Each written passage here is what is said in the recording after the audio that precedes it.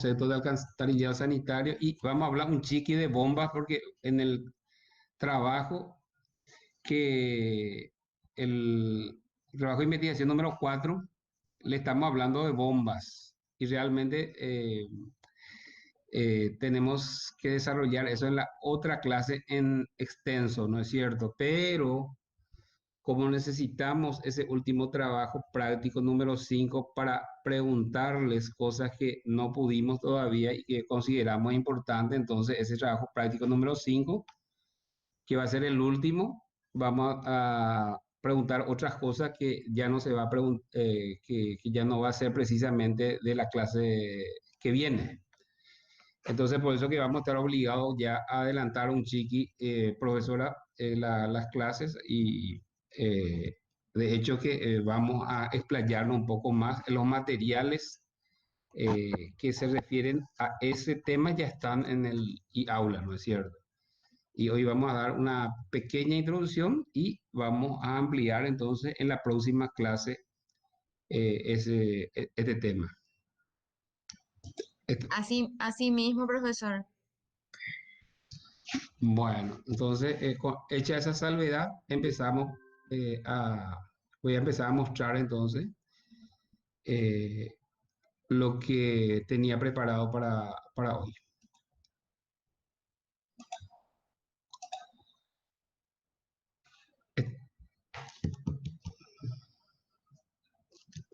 ¿Estás viendo la... Sí, profe, se ve. Bueno.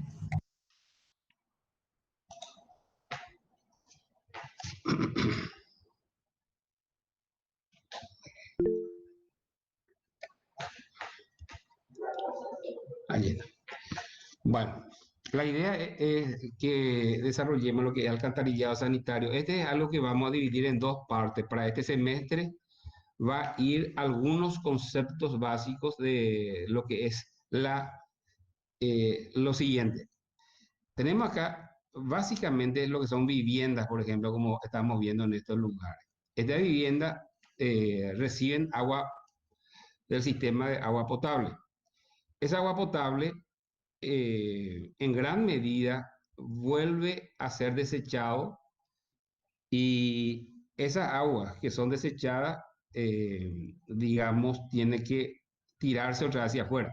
Eso se ve en los lugares que no hay desagüe cloacal, queda evidenciado. Pero nosotros estamos obligados, entonces, gran parte de esa agua que le hemos dado a, a la población servida, a recoger de nuevo.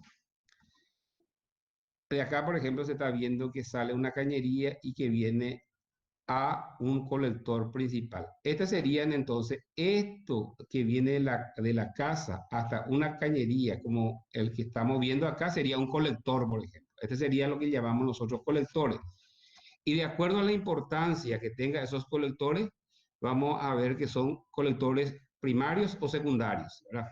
Los secundarios, como eran de esperarse, son los de menor diámetro y los principales van a ser los que empiezan a tener diámetros importantes. En ese sentido, entonces, todas estas casas que están en esta parte estarían tirando su agua servida directamente al colector. Y si estuviese así, como en estos casos, para abajo, ustedes se dan cuenta que en algunos casos puede tener un sistema o sea, lo que llamamos normalmente pozo ciego, para tirar su agua y vamos a ver eso con más detalle en el semestre que viene. Luego, de hecho que si queremos que vaya al sistema al sistema de colección, tenemos que elevar la energía de esta agua de alguna manera y a ese respecto lo que vamos a ver bombas también. Entonces, esta agua hay que alzar acá y eso se hace a través de bombas. Y luego esto, colectado en este lugar, se va, en este caso, a una planta de tratamiento. Bueno, lo que estuvimos diciendo era, entonces una casa como esta, entonces tiene su sistema de desagüe privado, o sea, la que está dentro de la propiedad privada, y esas aguas tienen que ir a una tubería, que en este caso sería una tubería colectora de desagüe cloacal. En este caso, es por gravedad, está yendo toda esa agua que estamos hablando. Ya les voy adelantando que para que el agua corra hacia acá, lógicamente tiene que tener un desnivel hacia ese lado, o sea, la cota debe ser menor para que eso suceda, como era de esperarse. Bueno, esa agua dijimos que puede ser tirado directamente a los cursos de agua como estamos teniendo acá nosotros actualmente en casi todos los casos, o puede ser tirado en los lugares que están destinados para ese tratamiento, como en este caso una planta de tratamiento de desagüe cloacal, que también tenemos no solo esta forma que estoy mirando, o sea, no solo digamos, sistema que le estoy mostrando acá, que sería ya una planta de tratamiento convencional que es un poquito más sofisticado y caro que lo que tenemos acá ahora nosotros. Pero nosotros vamos a ver esto en el semestre que viene para poder entender mejor de qué se hace con el agua servida.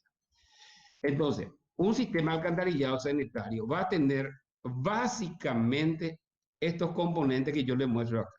Lo que se llama acometida o atarjeas, que es lo que se utiliza, sobre todo los mexicanos utilizan ese término, pero nosotros acá usamos el término acometida. Ya le explico qué es lo que es esto. Entonces, recordemos que acometida o atarjea. Luego, eso va a un colector o alcantarilla colectora, que como le dije anteriormente, de acuerdo a su importancia, va a ser principal o secundario. Y luego el colector, que es aún más importante, que recoge las tuberías que vienen del principal a ese, eso con más detalle en algún momento. En pocas palabras, voy a ir primero a explicar lo que es la acometida o atarjea, porque es donde empieza nuestro sistema.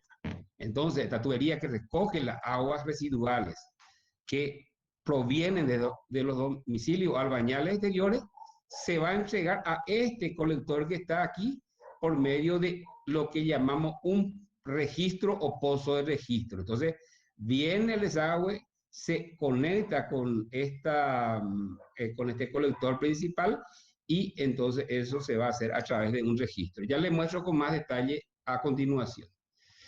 Puede ser, en este caso, entonces, un sistema que está viniendo, un sistema colector que está viniendo y lógicamente está sirviendo a varias viviendas en este caso y todo a través de un registro. Vamos a ver que en muchos casos esta misma acometida puede estar conectada a este registro. Eso es totalmente posible, vamos a ver un poquito más tarde. Por ahí si algo quieren preguntar, me pueden interrumpir. Bueno, como les había dicho, lo común es esto que estuvimos viendo acá, que venga directamente al registro, pero generalmente se exige en lugares, digamos que la posibilidad del tratamiento de agua no es muy posible por cuestiones económicas o factores técnicos, entonces se exige que cada vivienda tenga su propia cámara séptica, que es el que se está mostrando acá.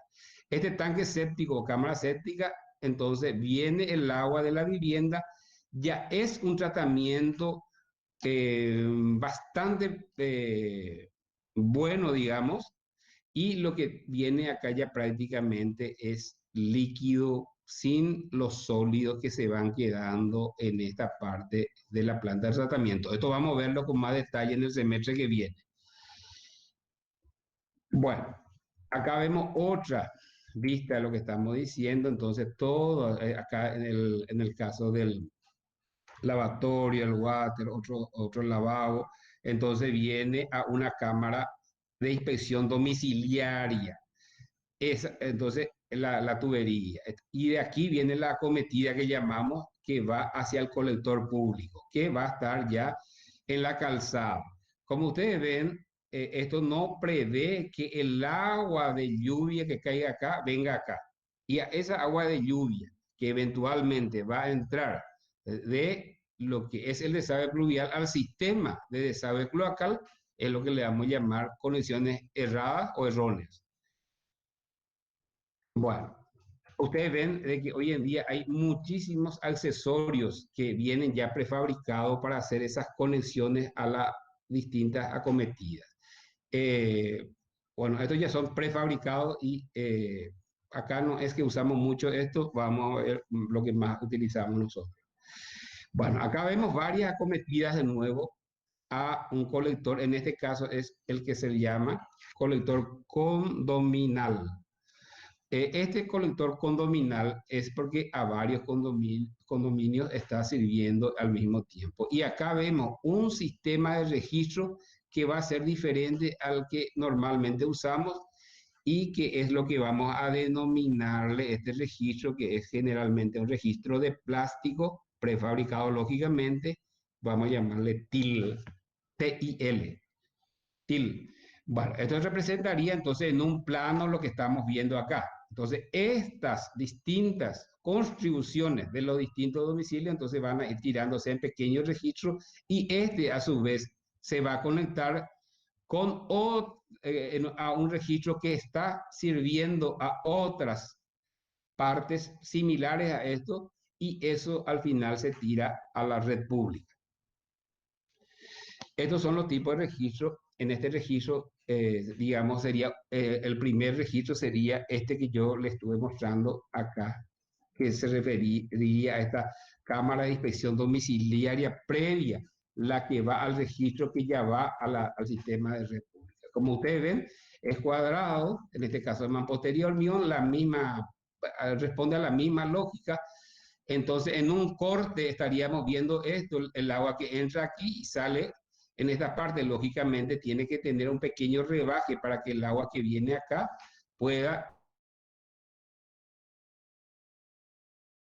Y todo eso, esto, como le había dicho, al final va a ir en esta, suponiendo que estos son las distintas manzanas a las que debe servir, entonces tiene que ir siendo recogidos por las tuberías, así como esto que le había mostrado.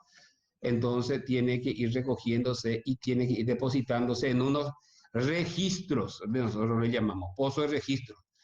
Toda unión de cañería necesariamente o quiebre de cañería necesariamente tiene que tener registro. Esto acá no está mostrando, pero seguro que en la parte práctica le va a mostrar que acá también casi siempre se coloca un registro o un registro de este tipo que le había mostrado anteriormente, este registro que es prefabricado que se le llama TIL, ¿verdad? Bueno, profesora, si por ahí vos querés agregar algo, me interrumpís nomás, ¿sí? Sí, claro, profe. Perfecto. Bueno, entonces estos colectores que estamos teniendo aquí va a un registro y como ustedes ven, a veces, de acuerdo a la necesidad, puede ser que esto, acá lo que está mostrando es, este no es un error, sino pasa encima de una red existente, ¿verdad? Entonces, no se junta realmente con él. Quiere decir que esto es otra red que no tiene nada que ver con este sistema que estamos viendo aquí. Y entonces esto, una vez que recogemos, esto va todo a la planta a la planta de tratamiento de desagüe cloacal. Mirando con un poco más detalle esa cámara de inspección, entonces la que vimos hace rato sería uno de este tipo y esto es lo que tienen que cuidar, este detalle de esta desnivel o caída entre lo que entre el caudal que viene y entra en el registro y ese caudal que sale del registro. Este es en el caso de un registro de cámara de inspección pequeña, pero la lógica de funcionamiento es la misma. Este desnivel, en la generalidad de los casos, nosotros vamos a usar entre 3 a 5 centímetros. Siempre tiene que tener un sistema, viendo esto en un corte, un sistema que le permita al líquido siempre irse por el medio del registro.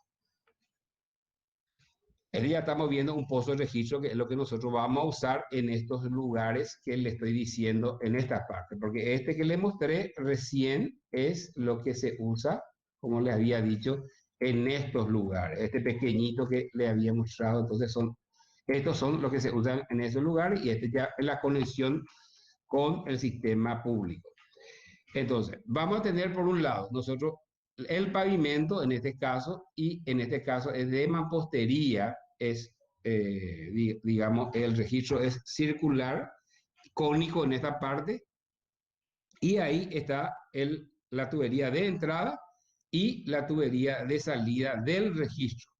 Entre ambos, como le había dicho, tiene que haber un desnivel de tal manera a que el agua pueda correr sin ningún tipo de inconveniente. Lógicamente, todo este registro, como tiene un peso importante, tiene que tener tipo un cimiento, o sea, una base que generalmente de concreto para que pueda asentar esto y no se asiente esta estructura en el futuro.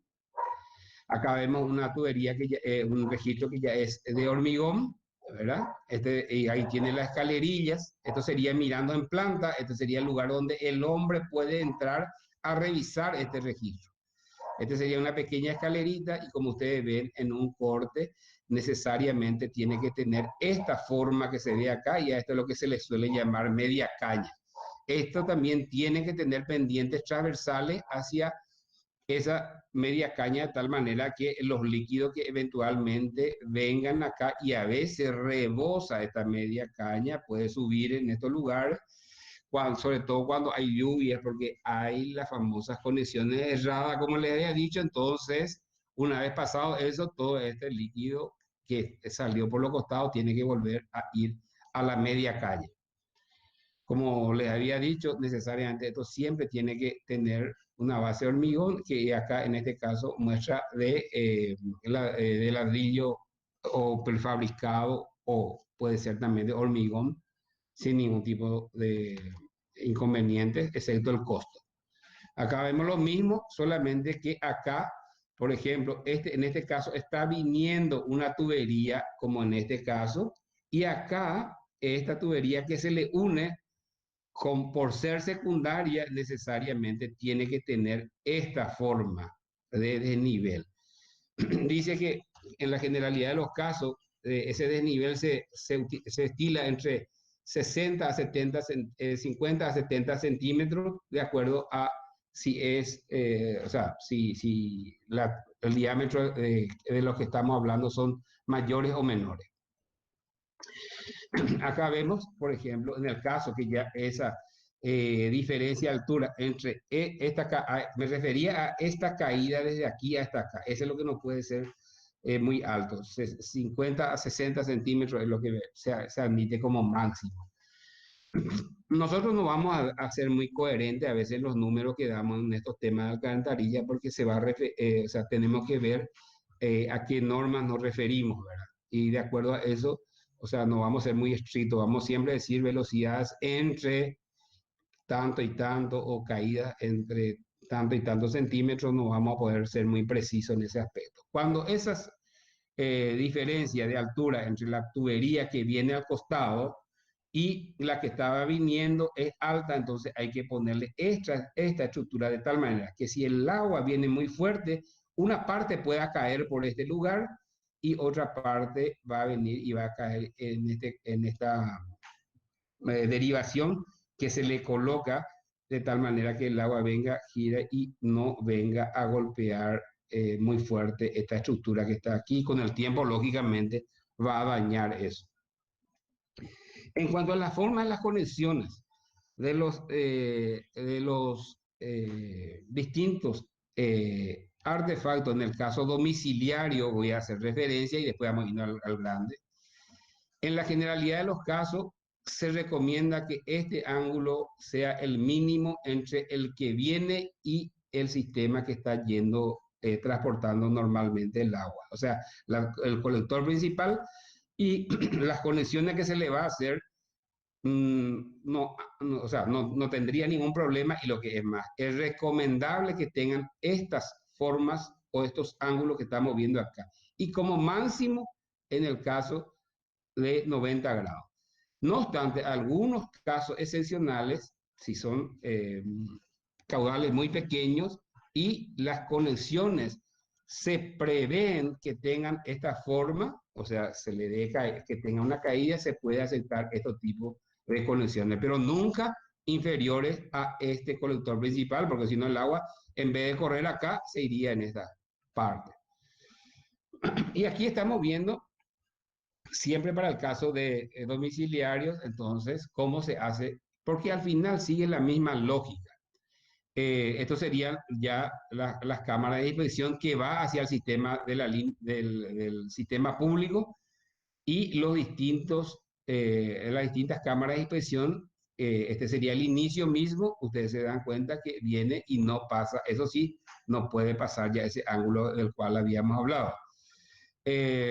Entonces, esa sería la lógica, la que están viendo acá ustedes, de cómo se debería considerar en las cámaras de inspección. Ese mismo criterio es el que se utiliza para los casos de registro grande. Nosotros siempre vamos a hablar de una tapada, ¿verdad? O sea, este sería el pavimento terminado, este sería nuestra tubería que, como les dije, tiene que tener una pendiente. En la generalidad de los casos nosotros vamos a tratar tuberías circulares. Esta tubería debe tener lo que llamamos una tapada mínima. Y a esta parte de la tubería, que voy a detallar un poquito mejor, es la que se le va a llamar intra 2, ¿verdad? Y algunos le llaman a esta tapada mínima, luego le llaman intra 2, pero no es lo común que se lo llame así. Bueno, entonces este sería el nivel de pavimento terminado y este sería la tubería. Y esta tapada mínima, vamos a ver en su momento que está todo normalizado. A esto es lo que me refería hace rato, que acá vamos a tener el nivel del terreno, vamos a tener esta tubería que le había mostrado en esta parte, y según de qué estamos hablando, entonces vamos a llamarle a esta parte inferior de la tubería en la parte superior. Dentro de lo que es la parte superior tiene un diámetro inferior, entonces a ese le vamos a llamar intra 2, como era de intro, ¿verdad? Y extra, o sea, de ahí viene extra 2. Y a este generalmente se le llama cota clave, a este, extra 2. Y en la parte inferior, a esta parte, es lo que se le llama invertido y esta es la base. Entonces la cota de la solera es la que va a hacer siempre esto. Porque en hidráulica, luego de hecho, es el término que se le da solera, ¿verdad? Entonces el término solera se refiere a esta cota que está aquí. Esta sería la base. Y vamos a ver de que a la hora del cálculo nosotros tenemos que tener como profundidad esta profundidad que tenemos aquí, que vamos a considerarlo nosotros esto acá, pero luego realmente hay que sumarle lo que es hasta la base más lo que necesitamos para los rellenos que voy a mostrarle, porque no es que la tubería se coloca nomás ahí en la parte excavada. Bueno, otro aspecto que tenemos que tener en cuenta es, ahí se me fue esto, ¿verdad? De donde saqué la imagen. O sea, lo que quiero mostrar es en pocas palabras que cualquier diseño o cálculo, o sea, cualquier proyecto que nosotros tenemos que hacer, tenemos que tener en cuenta que hay otros conductos en la calle, o sea, en la calzada que tenemos que tener en cuenta, no es cuestión de cavar nomás, eso nomás lo que quería mostrar. Y me refería hace rato, este sería la tubería y esto tiene que tener, o sea, no es que vos cavás la tubería y ya colocás no es que cavás, perdón, la zanja y ya colocás la tubería. Tenés que eso colocar a veces, en ciertos casos, sobre un terreno de fundación, pero siempre vamos a usar un encamado de arena. Entonces, cuando vos calculás, este sería entonces la profundidad total a la que hay que cavar. En este caso, si es que vas a colocarle o sea, que ese encamado, de acuerdo a ese encamado, pero previamente este terreno de fundación tenés que también tratarlo. O sea, la profundidad realmente a la que vas a llegar es hasta este lugar. Luego se hace esa compactación a Proctor 90. Entonces, luego le colocas una encamada de arena y ahí le colocas la tubería. Y en los costados le vas a colocar unos suelos seleccionados, que vamos a estudiarlo con más detalle ahora en el semestre que viene. Pero por lo menos ya le estoy adelantando que esto es lo que se... Y luego tenés que rellenarlo con el relleno intermedio y al final, digamos, lo que sea necesario para dejar sobre él como terreno, pavimento terminado. Acá vemos una foto de qué es lo que se hace la excavación así para una tubería que no es muy grande. Bueno, para ir dándole forma a esto porque esto es largo y la otra clase ahora le vamos a hablar un poquitito otra vez de esto para complementar algunas cosas que probablemente va a quedar en el tintero. En cuanto a los colectores cloacales, entonces el tramo, vamos a definirlo como tramo de alcantarillado público que conecta a diversas ramales de una alcantarilla. Siempre, en nuestro caso, vamos a construir bajo tierra.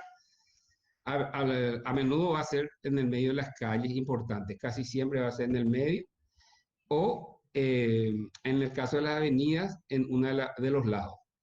Y así a cada una de las viviendas van a conectarse en la evacuación de las aguas residuales y a esas conexiones que pertenecen a una vivienda y que va al sistema de desagüe público, que vamos a llamar acometida, como habíamos dicho.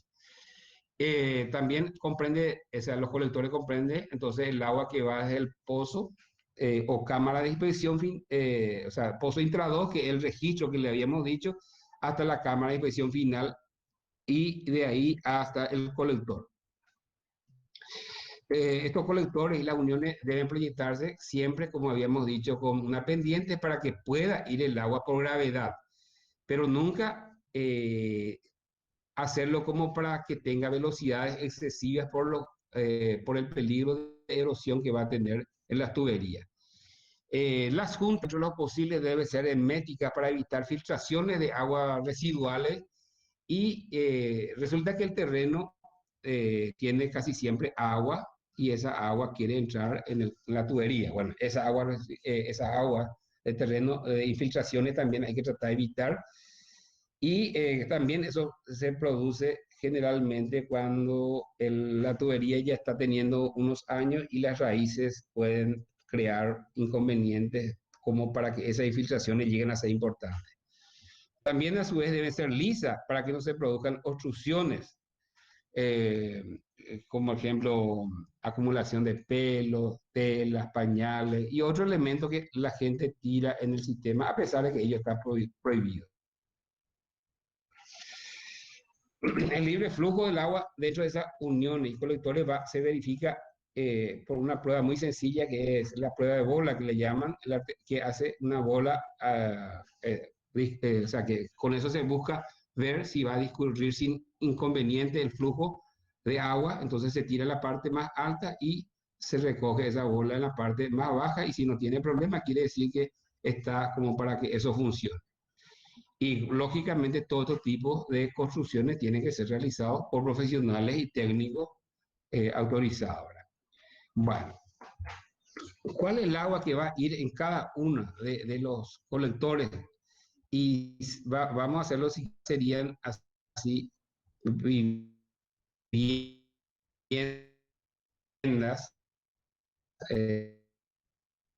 por estos terrenos, entonces lógicamente va a ir acá, que va a tener una cierta analogía con lo que tenemos nosotros en los techos de las casas, ¿verdad? Entonces se dan cuenta que uno tiene que decidir en dónde va a hacer las conexiones y de acuerdo a eso va a decir.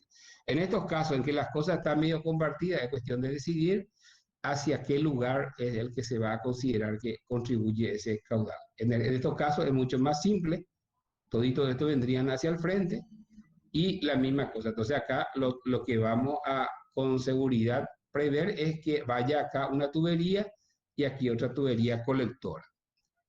Eso vamos a ir viendo. En los lugares, estas tuberías colectoras van a ir en ciertos lugares a ser muy profundo y hay que bombear. Entonces acá muestra cómo viene una tubería colectora de entrada, acá hay una casa de bomba, o sea, una pequeña, o sea, una pequeña casa de bomba que al final es un pozo de bombeo, ¿verdad? Ese pozo de bombeo entonces hace que el agua salga y gane en altura, entonces en energía. Entonces, este sería el agua, entra acá, acá hay unas bombas que en este caso el agua a una cota superior y con eso se logra disminuir las excavaciones que se necesitan en el resto de lo que de ahí en adelante viene en cuanto a colectores. Básicamente, entonces, la metodología para el diseño es la planta general. Hay que definir las áreas de proyecto, hay que ver los sistemas alcantarillados existentes, hay que hacer también una revisión hidráulica de la red existente, todo eso es importante para concluir en lo que es el proyecto finalmente. Dentro de eso necesitamos los planos topográficos actualizados, plano de pavimento y vereda como tipo, estado, conservación, plano actualizado de la red si es que lo hubiere.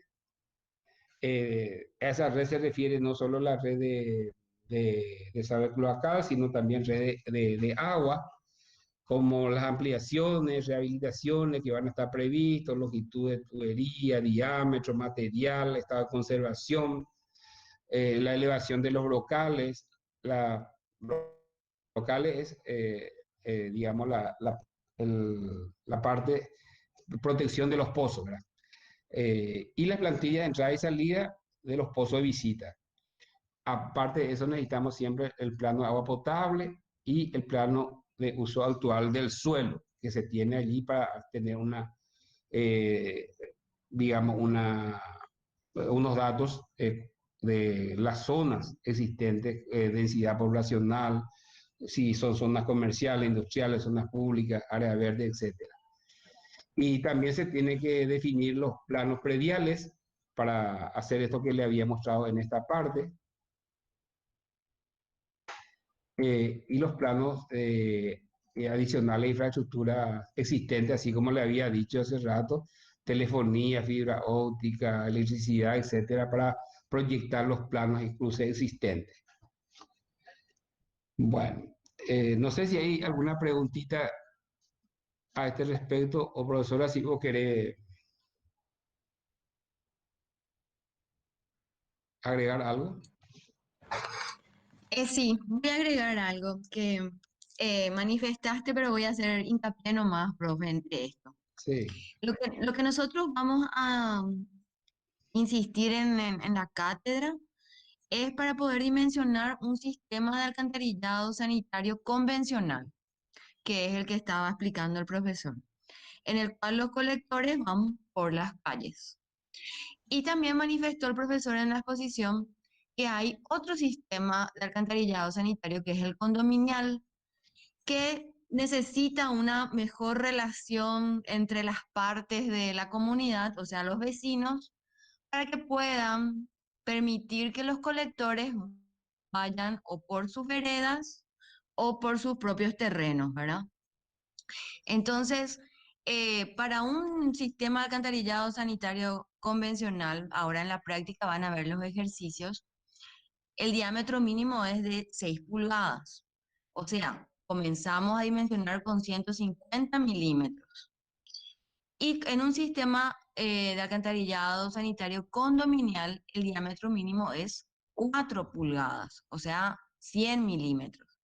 Entonces ahí nos podemos percatar que un sistema condominial es un sistema más económico, que está más recomendado para pequeñas ciudades.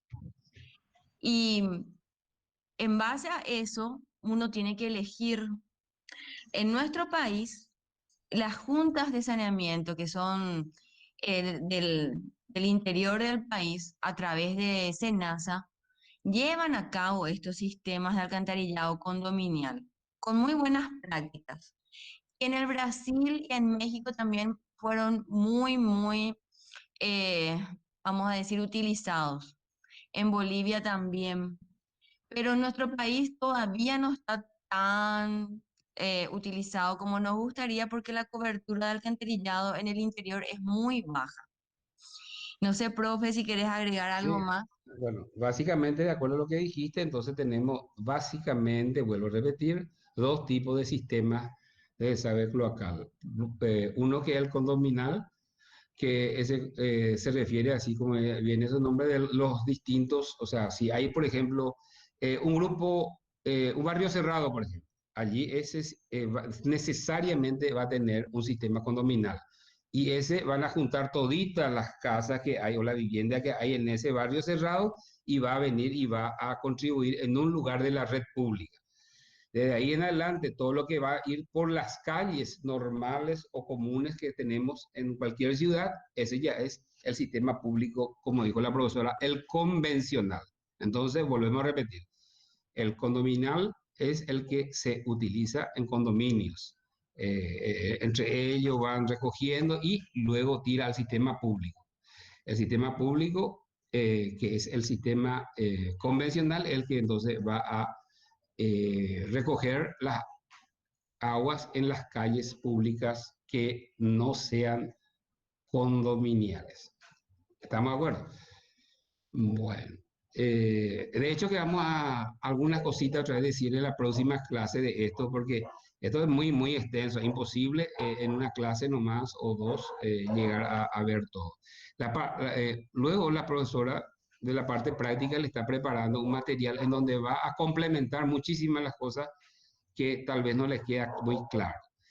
Eh, ahora, quisiera también hacer con el mismo rigor, entonces, darle algunas cuestiones así medio rápida, profesora, sobre bombas. ¿Estamos de acuerdo? Y después yo terminaría mi exposición.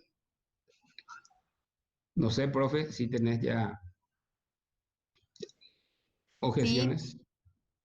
sí, profe, podemos comenzar bombas y en la práctica vamos a complementar lo de alcantarillado sanitario. De acuerdo, de acuerdo. Gracias. No hay por qué. Bueno, ¿están viendo mi pantalla? Ahora recién. ¿Están viendo mi pantalla? Sí, que ¿Se ve? Bueno, ¿para qué es lo que vamos a usar bomba?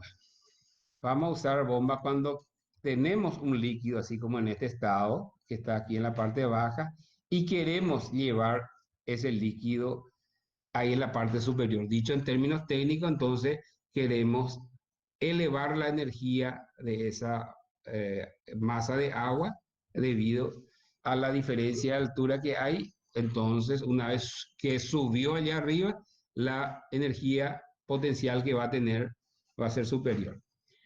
Entonces, vamos a tener, como en este caso, una casa de bomba. Vamos a tener que salvar la altura topográfica o geométrica que hay entre ese punto y el siguiente pelo de agua, pero a la vez tenemos que aumentar la pérdida que va a sufrir por fricción en ese transporte de agua desde la parte de abajo hacia la parte de arriba. Además de eso, tenemos que tener en cuenta de que esa agua para subir desde el punto de colección, de colección hasta el lugar que estamos bombeando, también hay una altura geométrica, esa es la altura de succión. Entonces, a esta parte que va a ser entre la casa de bomba y el, el pelo de agua de donde estamos tomando, entonces va a ser una altura, la que le vamos a llamar altura de succión, a esta que va a ser entre la casa de bomba y el tanque donde queremos depositar el agua, entonces va a ser lo que vamos a llamarle altura manométrica de bombeo. Esa altura manométrica de succión más la de bombeo, que va a estar compuesta, como dijimos, por la diferencia geométrica entre la casa de bomba y el tanque donde queremos depositar, más las pérdidas correspondientes, es lo que le vamos a llamar altura manométrica de bombeo. Eh, entonces, siempre vamos a tener esta situación para la parte de bombeo. Esa altura manométrica, entonces va a ser la altura manométrica de bombeo más las pérdidas, más la debida, digamos, a la eficiencia misma de la bomba que hasta ahora no estamos metiéndolo allí en forma directa. En la parte de succión sería esto, mirando un poco más de cerca, la misma cosa, la debida a la geométrica más la debida a las pérdidas. En las estaciones de bombeo básicamente vamos a tener las partes correspondientes que van a ser los pozos de bombeo, las tuberías de succión, la tubería de descarga, las instalaciones civiles y las electromecánicas. Todo esto en ese material que le hemos proveído está muy bien detallado. Acá les muestro nada más una casa de bombas, cómo está compuesto por varias bombas. En este caso son bombas centrífugas con eje horizontal. Entonces, este eje, esto pues acá tiene una parte que está girando en la parte interna y ese eje de giro es horizontal y por eso se le llama eje horizontal. Acá ven ustedes que están actuando varias bombas y el agua en este caso entra en esta parte, gira el agua y hace impulsa el agua en esta parte. Este tipo de bomba es lo que se le va a llamar bomba centrífuga, de eje horizontal, como les había dicho.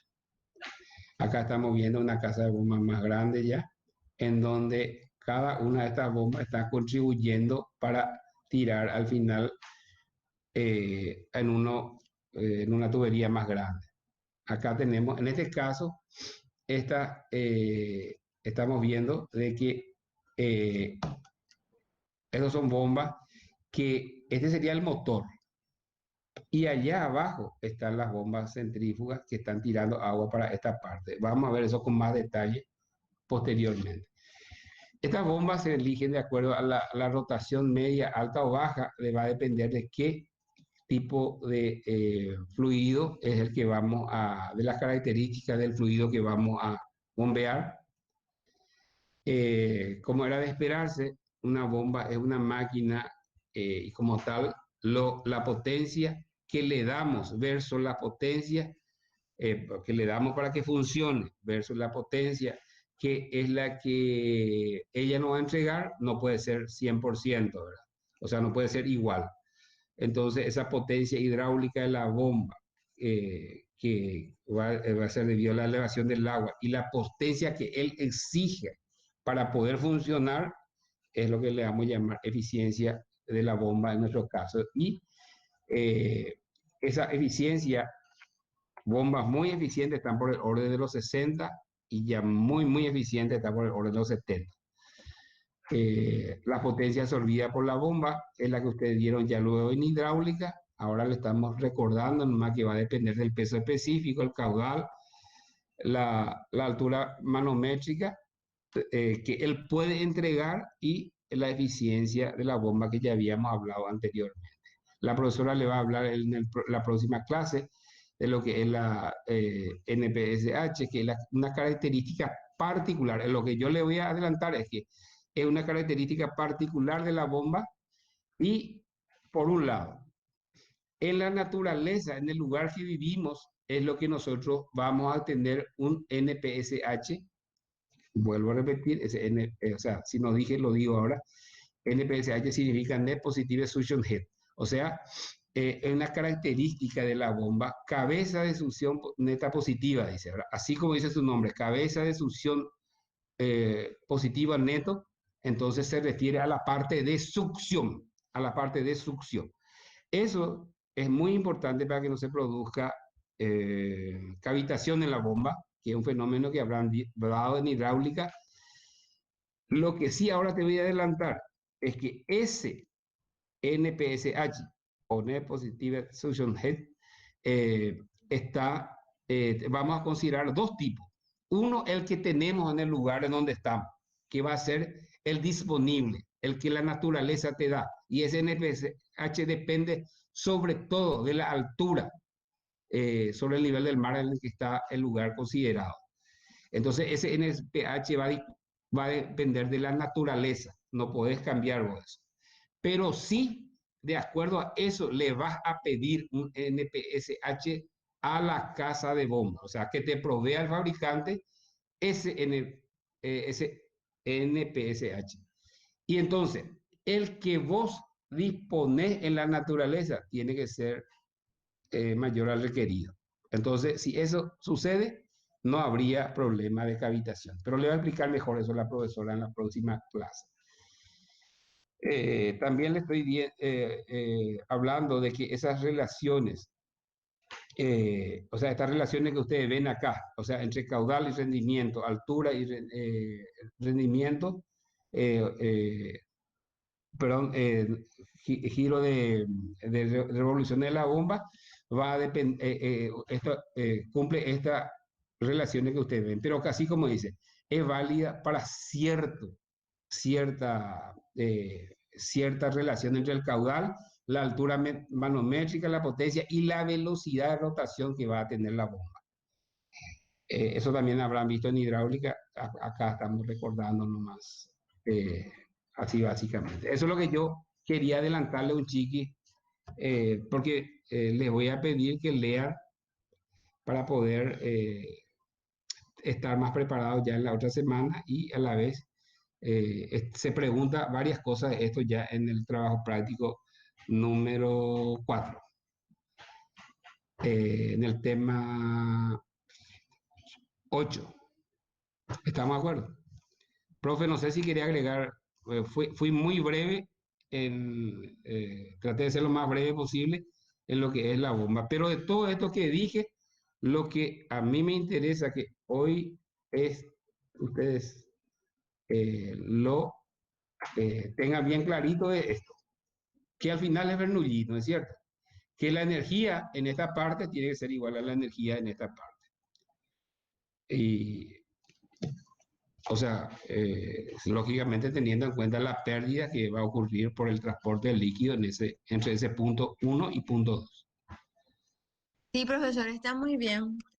Yo creo que estamos en tiempo, entonces podemos avanzar con los ejercicios para mostrarles y dejamos lo de la bomba para la clase siguiente, que es luego para la semana 10. Sí, efectivamente. Solamente como estamos pidiéndole, entonces, les vuelvo a repetir, les pido que miren el material que le entregamos sobre esa parte. Creo que con ambos materiales que le entregamos ya todo lo que en este curso por lo menos nos interesa respecto a estos temas van a estar aclarados. Así mismo, ya están en el aula los materiales y van a poder hacer a partir de ellos el trabajo de investigación. Bueno, entonces le dejo a la parte, entonces si hay alguna pregunta para mí, Andrea, Jorge,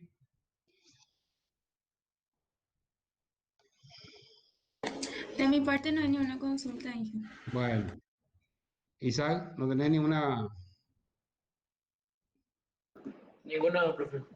bueno, de hecho que vamos a verlo todavía, todos estos temas en la próxima clase, así que con más detalle vamos a estar viendo allí. Este es un adelanto más por el hecho de que en el trabajo práctico ya va preguntas relativas a este tema.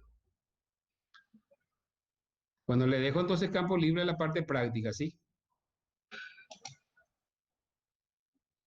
Profesoras. Sí, la profe Marcia tiene preparados los ejercicios y yo voy a ir apoyando en los conceptos. Básicamente, mientras que Marcia prepara lo que va a proyectar, básicamente estos colectores son conductos libres. Espera, espera. ¿Qué dice? No, acá te veo. Hola, ¿me escuchan? Hola Marcia, buenas Buenas tardes. tardes, ¿cómo están? ¿Todo bien? Les voy a adelantar un poquitito el concepto hidráulico para iniciar el cálculo del ejercicio. Les estaba comentando, los colectores cloacales son conductos libres, o sea, tienen que estar, el agua residual que circula por estos colectores cloacales tienen que estar en presencia de la presión atmosférica para que el movimiento uniforme libre que sea por gravedad, sea de una cota superior a una cota inferior. Entonces nosotros tenemos que, como dijo el profesor, tener el plano topográfico para poder contar con las cotas de todas las esquinas de nuestras calles, porque en las intersecciones de las calles es donde vamos a tener registros. Y nosotros vamos a hacer primero un diseño de la red de colectores en función a las cotas topográficas. Marcia, si podés proyectar tu ejercicio, te damos la palabra y yo voy a ir apoyando.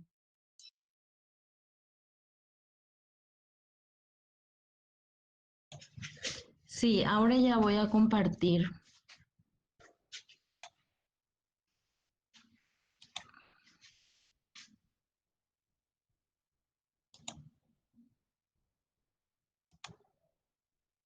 Ahí está.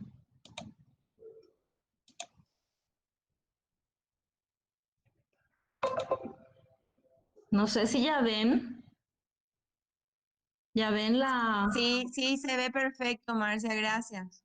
Bueno, entonces tenemos de dato nuestra ciudad, ¿verdad? Y teníamos de dato las cotas de nuestras esquinas. Y en base a eso, lo primero que hacemos en el plano es determinar los sentidos de flujo de las calles, los sentidos naturales de flujo.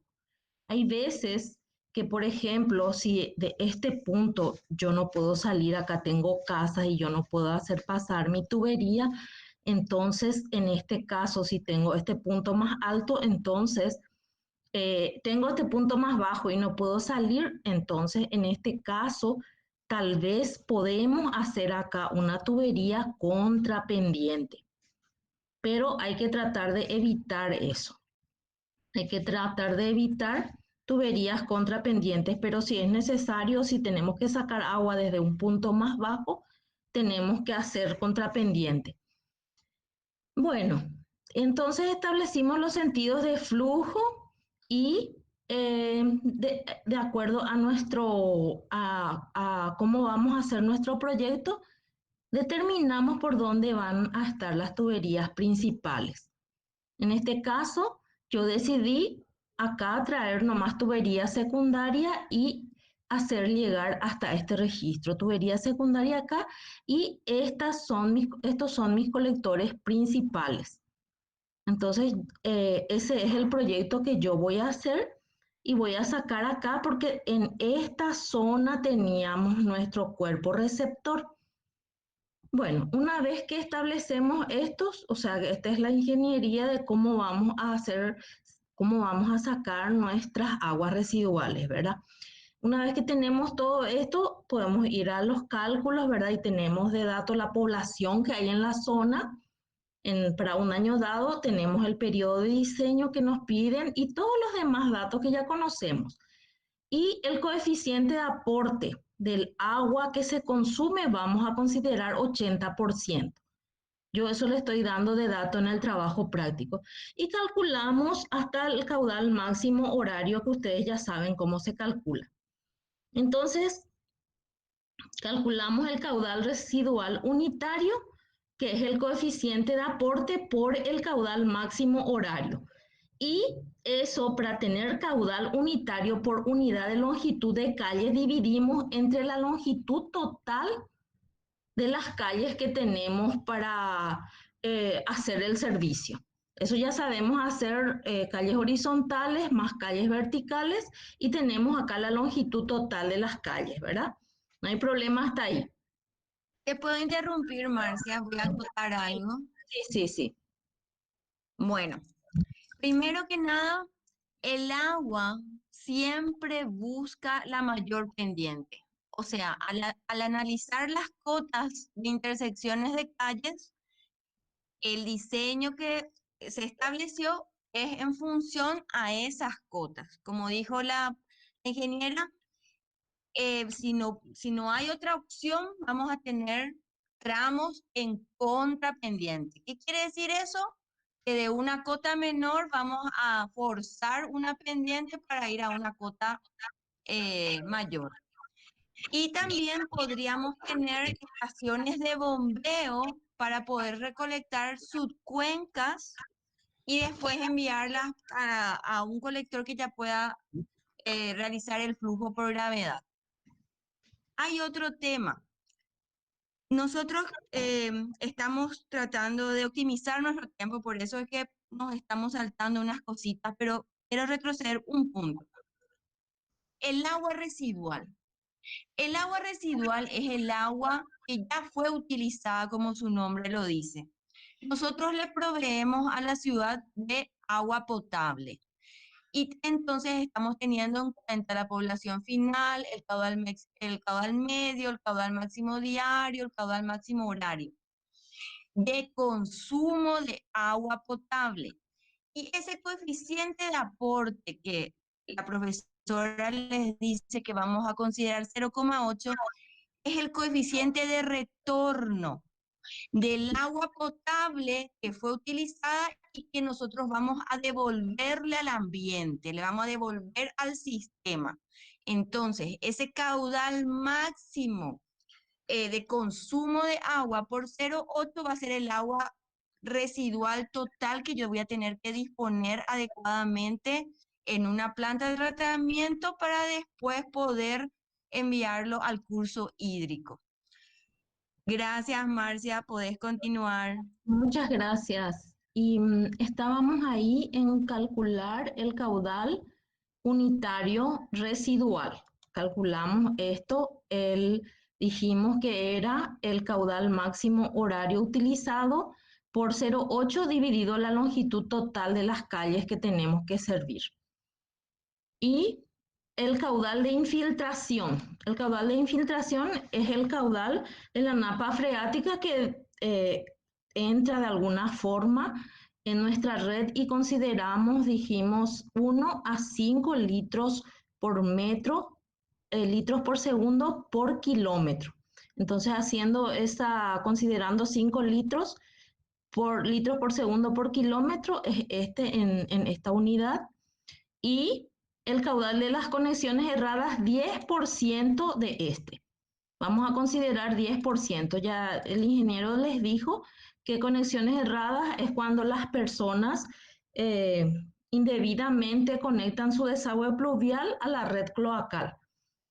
Y vamos a suponer que en la zona no hay industrias, o sea que yo no voy a poner caudales de descarga concentrada. Si hubiera una industria acá, por ejemplo, yo tengo que sumar el caudal que está usando esa industria. Generalmente es mayor que el consumo domiciliario. Entonces, por eso hay que tener en cuenta ese caudal de descargas concentradas. Pero acá vamos a suponer de que no hay esa descarga concentrada. Entonces, estos tres componentes nomás entran a sumar para obtener nuestro caudal unitario cloacal. Y este es nuestro caudal unitario con el que vamos a realizar nuestros cálculos.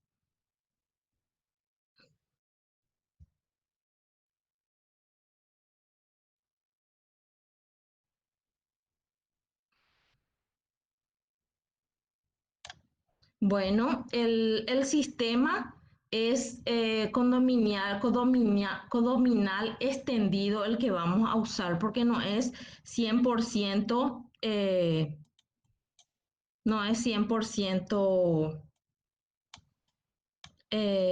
público.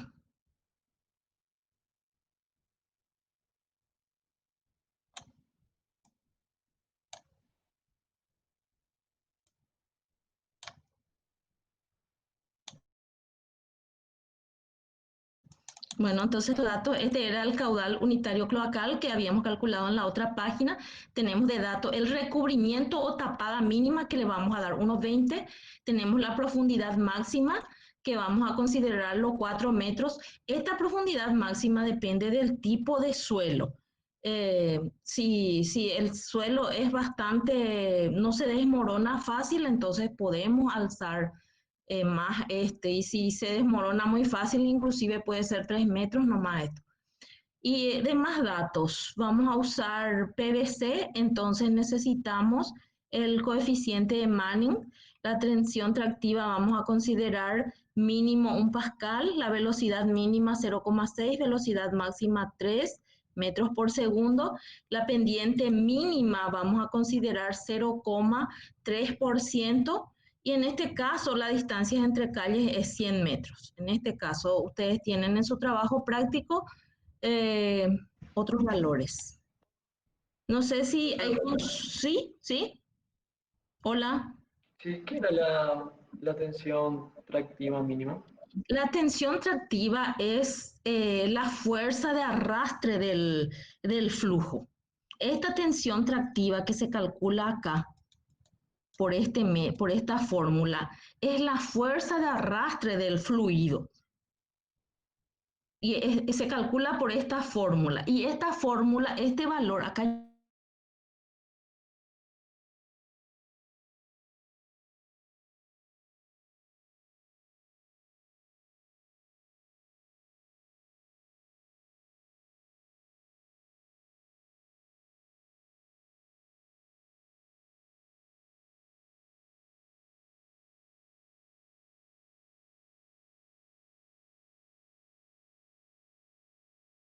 esto que determinamos para calcular y vemos cuánto nos sale este tau, la fuerza de arrastre del fluido.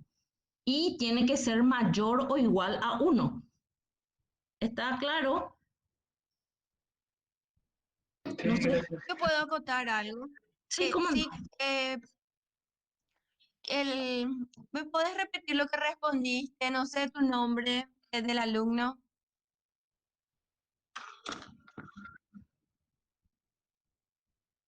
Yo fui el que pregunté. Sí, no, ¿tu nombre?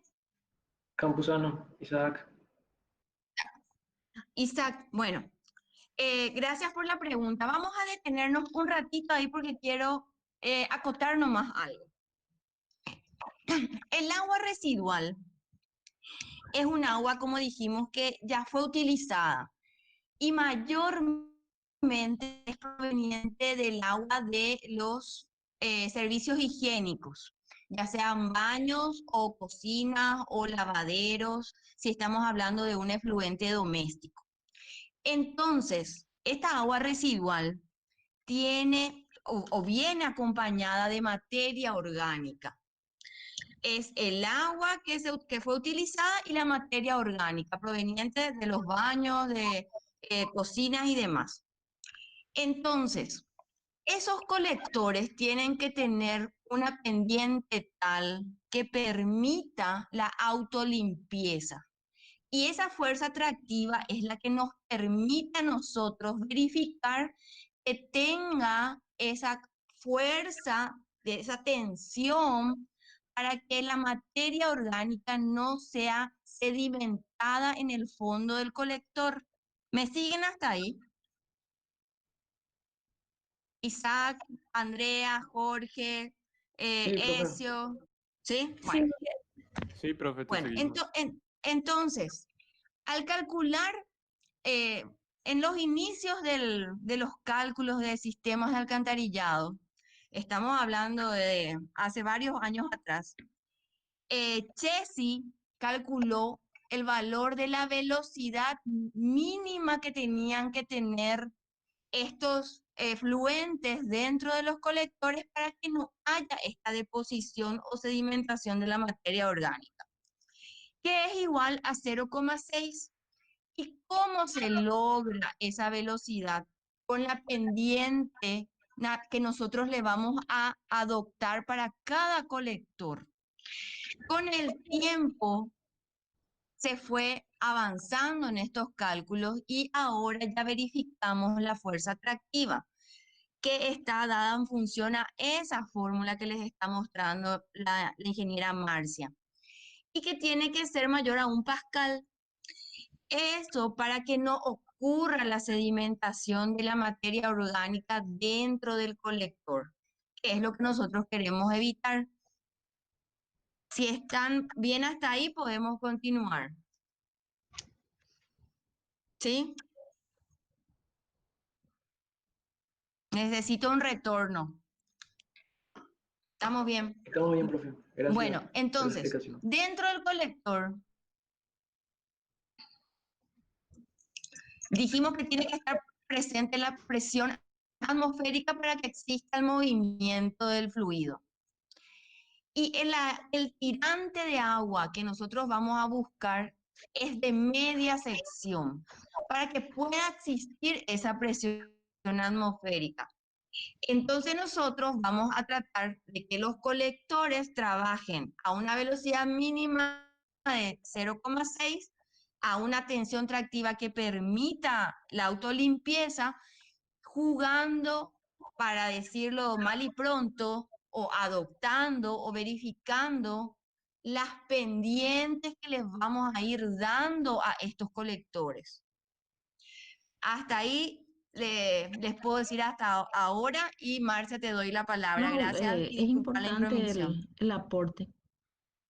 Bueno, ahora vamos a armar, eh, habíamos establecido ya nuestros registros, dónde vamos a colocar, cómo va a estar nuestra red, ¿verdad? Entonces, ponemos de registro a registro, ponemos la longitud entre eje de calles, ponemos el caudal del tramo, este caudal del tramo es la longitud del tramo por este caudal unitario que calculamos en la página anterior, y el caudal incidente, acá dice caudal incidente, es el que proviene de los colectores anteriores. El que proviene de los colectores anteriores. Por ejemplo, acá en el registro 17 incide el caudal de este más el caudal de este. Pero aparte hay que sumarle este caudal secundario de este y de este que va a entrar acá en este registro. Eso de acuerdo a cómo uno determina cómo va a ser su proyecto, porque hay proyectos que estas conexiones domiciliarias conectan directo al colector, entonces se dimensiona acá. Entonces, de acuerdo a cómo uno hace su proyecto, determina qué caudal entra en cada tramo. Hay que tener cuidado con eso. Y bueno, entonces ponemos, por ejemplo, no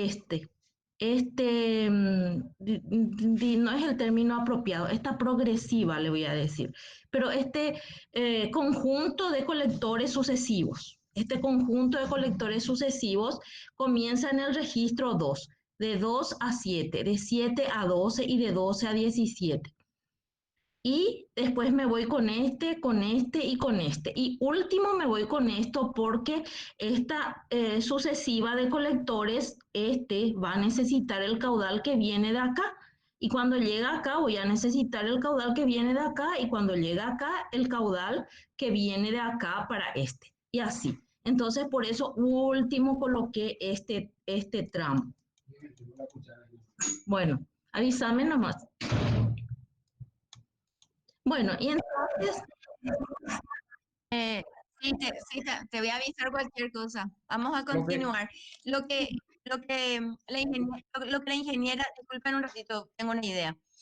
Les quiere hacer hincapié. Es que nosotros tenemos que ir sumando los caudales de aporte de forma sí. ordenada. Entonces hay que fijarse en el plano y ir determinando por dónde nos conviene comenzar, porque después el caudal total de un tramo que ya es de una sucesión de registros va a ser el caudal de aporte de otro tramo. Va a depender del diseño. Eso es lo que estamos queriendo explicarles. ¿Quién quería preguntar Yo algo? quería intervenir un poco un rato, profe. Sí, claro, adelante, por favor. Eh, si me dejas presentar por profe Marcia la pantalla. Sí, cómo no. Presentar nomás. Tengo que salir yo. Deja nomás. Tengo que sacar. Sí, por favor. Ya entró el tuyo. Se ve ya el mío. Sí, Pregunta. yo Bueno, ya veo. bueno, esto es lo que le quería explicar, ya que estaba viendo, estaban hablando de la tensión de arrastre. Están viendo el gráfico este de la cañería, ¿verdad? Sí, se ve perfecto. Bueno, la tensión de arrastre, en pocas palabras, es la tensión que necesita entre el líquido y la pared, en pocas palabras, o la solera del canal para poder fluir sin ningún tipo de inconveniente. Si esa tensión de arrastre es muy pequeña, va a suceder esto que está acá y no va a haber deslizamiento del fluido y va a suceder esto que se ve acá. Si esa tensión de arrastre llega o supera un poquitito por lo menos la tensión de arrastre que le hizo mención la profesora, vamos a tener esta situación. Entonces el líquido y los sólidos que contengan este fluido va a poder irse sin ningún tipo de inconveniente. Y si es que es muy alta ya esa tensión de arrastre, lógicamente va a suceder esto, el líquido el que se va a ir y va a quedar los residuos sólidos en la tubería. O sea que por eso es que esa tensión de arrastre es muy importante tener en cuenta. O sea, sería la explicación física, digamos, de lo que sucede cuando se tiene en cuenta o cuando no se tiene en cuenta ese ítem. ¿Estamos de acuerdo? ¿Se entiende? Sí, perfecto, se entiende con el gráfico. Muchas gracias, se Ah, reentiende. dale, profe, dejo de compartir y le dejo continuar. Gracias, gracias. Continuamos, Marcia, por favor.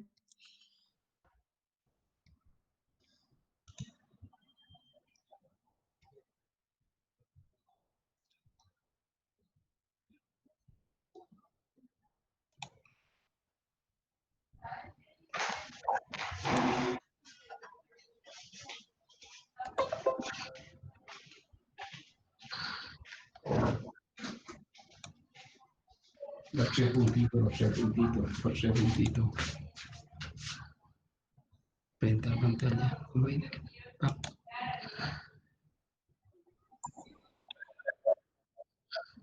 Ya se está viendo. Sí, se ve, Ingrid. Bueno, pero yo no veo. Ahora sí, ¿o no?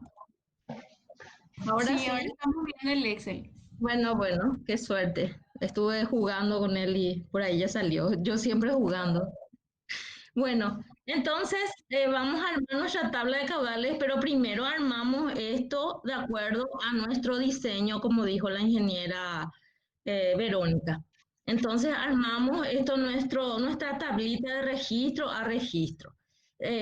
Cargamos todos los datos, cargamos caudal del tramo, no hay problema. Ahora, acá para hallar el caudal incidente, tenemos que ver los caudales que están aportando acá. Por ejemplo, acá el caudal incidente en este tramo, en el registro 2.7, yo no estoy cargando en la tubería nada todavía, entonces es cero su caudal incidente, pero acá solo entra este caudal de este tramo, que es igual al de este tramo, que es igual al de este tramo porque las longitudes son iguales, pero entonces yo tengo que tener en cuenta este caudal y ese es el caudal de dimensionamiento de esta tubería. Ahora me voy a esta tubería. Acá ya tengo un caudal que está viniendo de este. Entonces, ese caudal que está viniendo dentro de este que está acá es igual a este. Y acá entra en el acumulado, en el caudal que yo tengo que acumular en este tramo, es el caudal que está viniendo de este más el incidente acá en la tubería. Y yo eso es lo que sumé acá y obtuve este valor. Y este es hasta acá, ¿verdad? Y el mismo proceso entro en este y en este.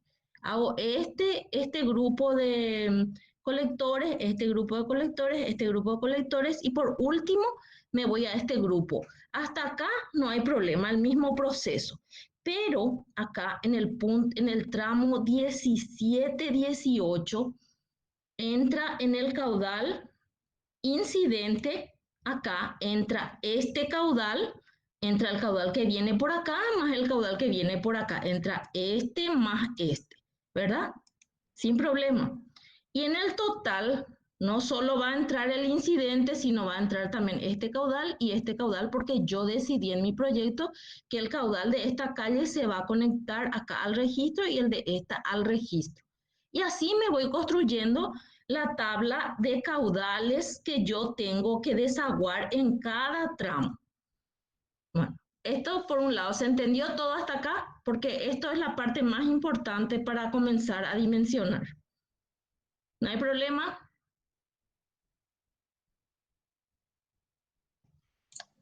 Está perfecto, Marcia. Podemos continuar, yo creo. No sé, Pues, chicos, chicas, si quieren que repitamos algo.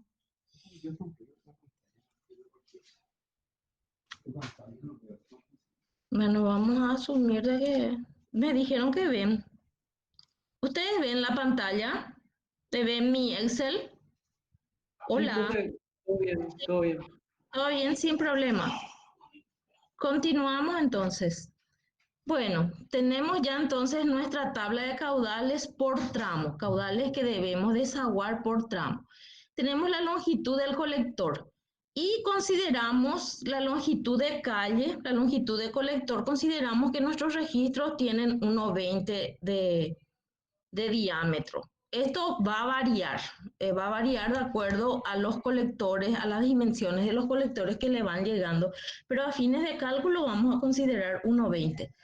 Consideramos 1,20, entonces a esta longitud de entre eje a eje le restamos 1,20 y tenemos la longitud del colector. Después, lógicamente, con eso, con los datos